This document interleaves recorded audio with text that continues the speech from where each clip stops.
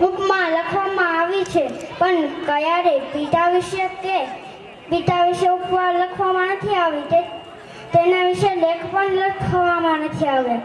તો તેમજ એક સુંદર પરિવારને ટકાવવા માટે એક પિતાની જરૂર પડે છે. પિતાની આંખી સૂરજ જેવી હોય છે, પણ એ ના હોય ને તો અંધકાર જવાઈ જાય છે,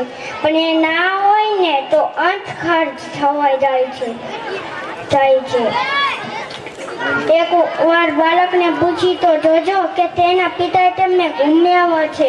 પિતાનો પ્રેમ નથી મળ્યો. એકવાર પૂછી તો જોજો કે પિતાનું આ દુનિયામાં મૂલ્ય શું હોય છે. મા ઘરનું ગૌરવ છે તો પિતા ઘરનું અસ્મિતા છે. માતા પાસે આશયની ધારા તો પિતા પાસે સંયમ હોય છે. તો આજે હું તમને પિતા વિશે થોડુંક કહીશ. મને મારા પપ્પા કરતાં સાંજ વધારે ગમે છે, કારણ કે પિતા તો મારી માટે ફક્ત સારા રમકડા જ લઈને આવે છે, જ્યારે આ સાંજ તો મારા પિતાને લઈને આવે છે. અને તેવું એટલું જ કહી કે માથી મોટું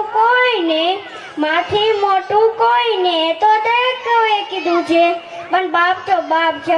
સાહેબ, આ દુનિયામાં પપ્પા ભેગા હોય તો એવી હિંમત આવે કે કદાચ આગળ દરિયો પણ આવતો હશે તો એને વિધિને ઓલા કાંઠે પોગી જવું, પણ બાપ હયાત ન હોય, બાપનો છાડ્યો ભેગો ન હોય ને તો દરિયો તો દૂર એક નાનકડું ખાબોચિયું પાર કરતા મને તેમના આંખમાં આહુડા આવી જાય.